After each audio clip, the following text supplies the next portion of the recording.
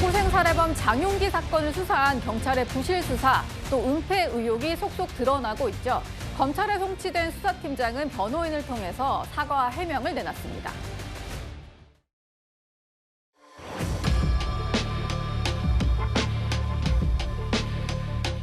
증거인멸 혐의 인정하십니까? 하실 말씀 있으신가요? 피의자한테 하실 말씀 없으세요?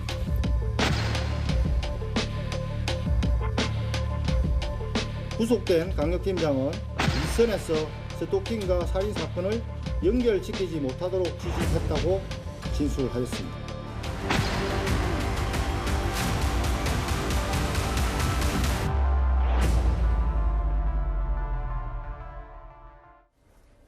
네, 장용기에게 강간살인 혐의를 적용 못해서 죄송하다. 부실 수사 비판은 자업자득이다. 이렇게 얘기를 했는데 검찰에 송치되고 나서야 뒤늦게 유족을 향해서 사과문을 낸 겁니다. 그런데 케이블 타이라든지 성범죄 증거를 알면서도 좀 은폐한 의혹을 받고 있는데 사과문에서는 이런 얘기를 하네요. 부실 수사 비판은 자업자득이지만 봐줄 의도는 없었다. 이런 얘기를 하고 있습니다. 정혁진 변호사님. 그러니까 본인이 좀 의도적으로 감춘 건 아니고 수사를 조금 부실하게 했다. 이 정도만 인정을 하는 것 같아요. 글쎄요. 그렇게 말을 하고 있기는 한데 제가 봤을 때 믿기가 어렵습니다. 왜냐하면 저 수사팀장이 그 경찰서에 담당한 직급이 뭐였냐면 어떤 그 보직이었냐면 강력팀장이었어요. 예. 그다음에 만약에 그 경찰로 입직한 지 얼마 되지 않는 사람이다라고 하면 그러면 저런 이야기가 될 수 있겠죠. 수사 능력 부족하다.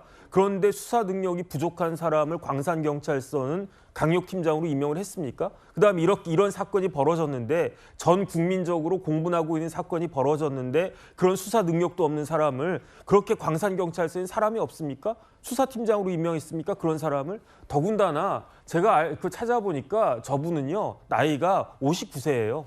그렇기 때문에 이제 정년이 얼마 안 남았다는 이야기입니다. 예. 나이가 59세라고 하면 경찰에 언제 입직했는지는 모르겠지만 30년은 되지 않았겠습니까? 그러니까 이래도 문제고 저래도 문제예요. 만약에 능력이 없는 사람, 저런 정도 능력밖에 안 되는 사람을 수사팀장으로 임명할 만큼 우리나라 경찰이 심각한 문제가 되는 것이 아니냐 이런 비판이 있을 수 있고요. 그게 아니다라고 하면 지금까지 와서도 저 박경감은 박 팀장은 지금까지 와서도 변명하고 어떻게든 벗어나 보려고 그렇게 지금까지도 유가족들에 대해서 저런 태도를 견지하고 있는 것이 아닌가 저는 그런 생각이 들어서 이런 와중에 검수한 박이 웬 말이냐 이런 생각까지 듭니다. 예. 어쨌든 유족을 향해서 사과를 하긴 했는데 조금 더 방점이 찍힌 것은 이런 부분인 것 같습니다. 부족한 실수가 의도적인 범죄로 평가되는 부분에 대해서는 재판 과정에서 소명하겠다. 경찰의 특별수사단의 조사 결과에도 사실관계가 좀 다른 점이 있다 이런 얘기를 하더라고요. 최진봉 교수님, 그러니까 오늘 입장을 변호인을 통해서 공개를 한 것은 혐의를 좀 부인하는 데 좀 방점이 찍힌 것 같아요. 그러니까요. 좀 이해가 안 돼요. 예를 들면 지금 언론에 보도된 내용만 보면 저게 사실일 가능성은 낮잖아요. 부족한 실수가 의도적인 범죄로 평가됐다고 그러는데 여러 정황 증거들을 보면 녹취록도 있고 그다음에 글 주고받은 것도 있고 그다음에 회의에 참석했던 사람들의 증언들도 있잖아요. 예, 수사팀원들의 증언. 네, 그 증언을 들어보면 지시가 있었다는 거 아닙니까? 근데 부족한 실수, 수사를 실수로 잘못했다는 거 아닙니까? 그게 아니라 의도적으로 했다는 여러 정황들이 있는데 저런 얘기를 하게 되면 이거는 물론 법정에 가서 최종적으로 다뤄지겠습니다만 경찰이나 언론에 보도된 내용, 경찰의 발표나 언론에 보도된 내용들을 보면 저 말은 실제로는 의미가 없어요. 예. 본인이 물론 본인의 어떤 범죄 혐의를 좀 줄이고 그다음에 형벌을 줄이기 위해서 저렇게 하는 것은 이해는 하겠습니다만 저런 얘기를 한다고 한들 증거가 남아있는 상태, 증언들이 있는 상태에서 말은 아무런 조력이 없다. 그리고 저는 국민적 공부만 더 살 거라고 생각해요. 예. 반성하고 잘못했다고 얘기하는 게 맞지. 저렇게 얘기해서 본인은 마치 아무 잘못이 없고 실수로 그런 일을 한 것처럼 얘기하는 것이 과연 맞는 것인가. 국민적인 공부만 더 살 거라고 생각합니다. 네. 오늘 행정안전부가 공식 사과에 나섰습니다. 윤호중 장관은요. 사과와 함께 이른바 향차를 없애겠다고 말했습니다. 피해자 유가족분들께 깊은 유감과 위로의 말씀을 드리며 국민 여러분께도 심려를 끼쳐드린 점 송구하게 생각합니다. 국민 여러분, 이 자리에서 약속드립니다. 이번 일에 책임 있는 관계자는 물론 비리 경찰 그 누구도 경찰 내에서 발을 붙일 수 없게 하겠습니다. 경찰관 연고지 유착 문제를 뿌리 뽑기 위해 순환 인사제를 전면 도입하고 경찰관 배우자 직계 존비속 사건에 대한 자진 신고 및 상피제를 통해 제 식구 감싸기 관행을 근원적으로 차단하겠습니다. 네. 근데 부실 수사 의혹이 불거진 지가 꽤 됐는데 이제서야 사과를 했고 대책을 조금 내놨습니다. 이현종 의원님. 네. 그러니까 지금 한 지역에서 오래 일한 경찰관들끼리 유착되는 거, 이른바 뭐 향찰 유착이라고 얘기를 하는데 이걸 좀 없애겠다라는 대책을 내놓긴 했어요. 그런데 참 윤호중 장관이 정말 일찍 또 사과합니다. 이 사건이 이렇게 국민적 공분을 일으키는데 이제 와서 사과한다는 것 자체가 말이 안 되고, 이제 이 행안부 장관은요 꽤 권한이 셉니다. 네. 중대범죄수사청도 행안부 장관 소속이에요. 지금 국가수사본부 있죠. 다 이 수사기관을 가진 사람이 바로 행안부 장관이에요. 그다음에 향찰을 없애겠다고 하는데 이거야말로 굉장히 즉흥적입니다. 아니 일단 검사들은 기본적으로 이제 뭐 파견해서 근무진 하지만 예. 이 많은 경찰들을 어떻게 지금 없애겠어요?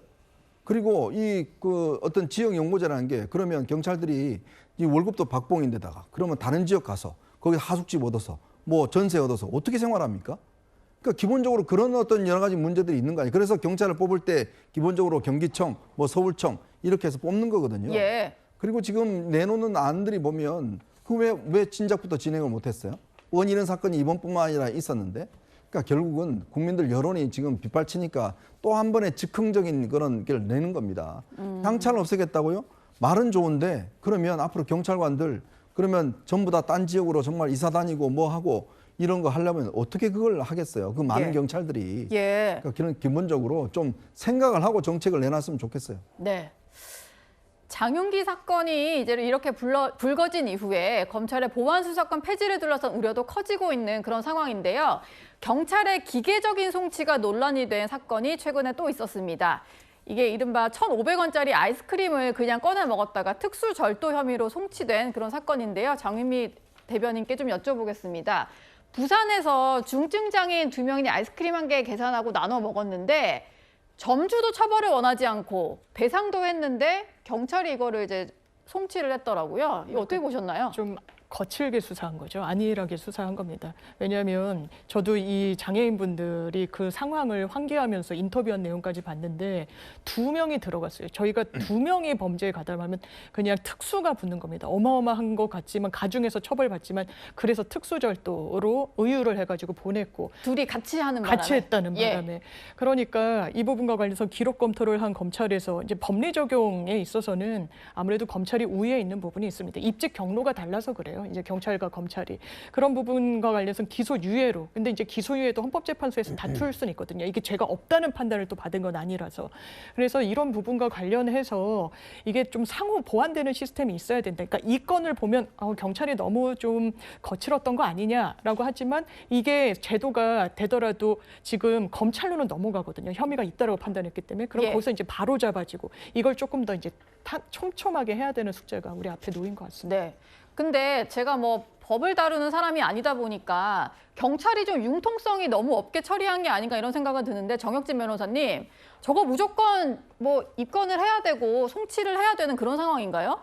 글쎄요, 저게 융통성이 없는 게 아니라 법리를 모르기 때문에 그러는 겁니다. 왜 그런가? 형사 미성년자는 처벌하지 않는단 말이에요. 왜 형사 미성년자를 처벌하지 않습니까? 어리기 때문에 사물을 변별할 능력이 없다라고 봐서 형사 미성년자는 처벌하지 않도록 형법에 규정이 되어 있는 겁니다. 그런데 사물을 변별할 능력이 5세 지능을 가진 사람한테 있을 수가 있겠습니까? 그러니까 지금 저 장애를 가진 그 저분들이 지금 지능이 5세 정도밖에 안 된대요. 그러니까 그 생물학적인 나이는 뭐 성인이 됐겠지만 실질적인 사물을 변별할 능력은 저거밖에 안 되는데 네. 그럼에도 불구하고 처벌하겠다라고 하는 게 저게 말이 되겠는가? 둘 중에 하나예요. 법을 모르든지 아니면 저런 식으로 해서 무슨 실적을 올리려고 했던지 둘 중에 하나인데 이것도 또 문제가 있는 거 아닌가? 그렇다라고 하면 이런 문제가 있는 경찰의 조치에 대해서 누군가는 걸러줘야 되는데 그 걸러주는 데가 검찰일 수밖에 없고요. 그렇기 때문에 보안 수사권이 필요하다라고 모든 국민들이 인정하는데 민주당 일부 국회의원과 일부 지지자들만 거기에 대해서 애써 눈 감고 있는 것이 아닌가,